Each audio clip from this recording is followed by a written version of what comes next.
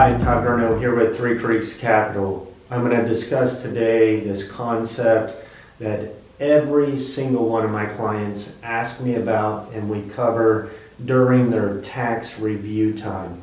Whether or not they should do a Roth conversion, and then if they should, how does it work? Okay.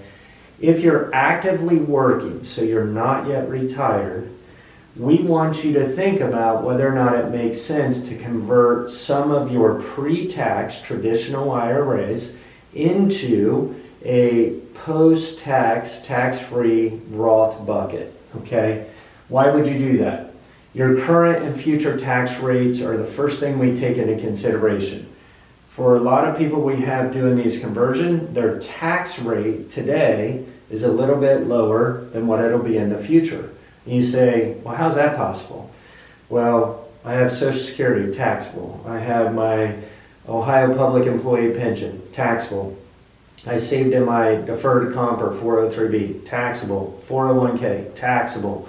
All these things come into play at retirement, even when you don't want the money in a required minimum distribution at age 73. So I have people getting forced to take all this money out of their account, and they're saying, Todd, I don't want this anymore.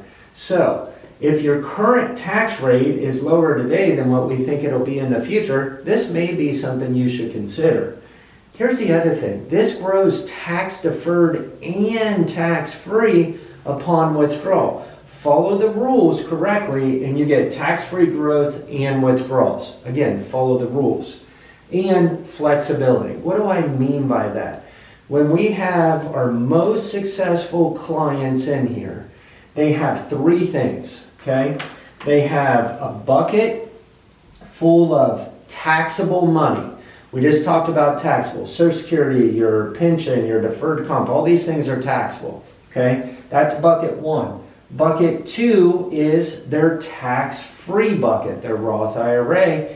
And the last but not least bucket is their after-tax investment account, which is taxed at capital gains rate, which we can do tax loss harvesting in. Again, these things are really important.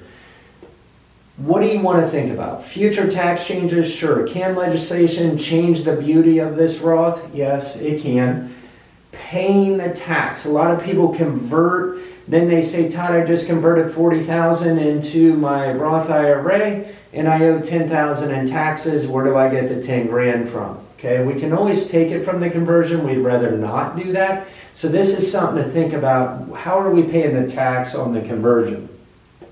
Most importantly, this is the one thing that everybody forgets about when they're doing Roth conversions, and it can really mess them up if they don't understand it, is if you don't understand the pro rata rule and you have a pre-tax IRA and you're converting some of that pre-tax into a Roth IRA and you don't follow this rule very well, you're not going to be too happy with your outcome, okay? So don't forget the pro rata rule. In general, are Roth conversions great? They can be, but they're not great for everybody. If you have a question about your particular situation, give us a call, get on our calendar, and we'll talk to you about whether or not you should do this. Thank you.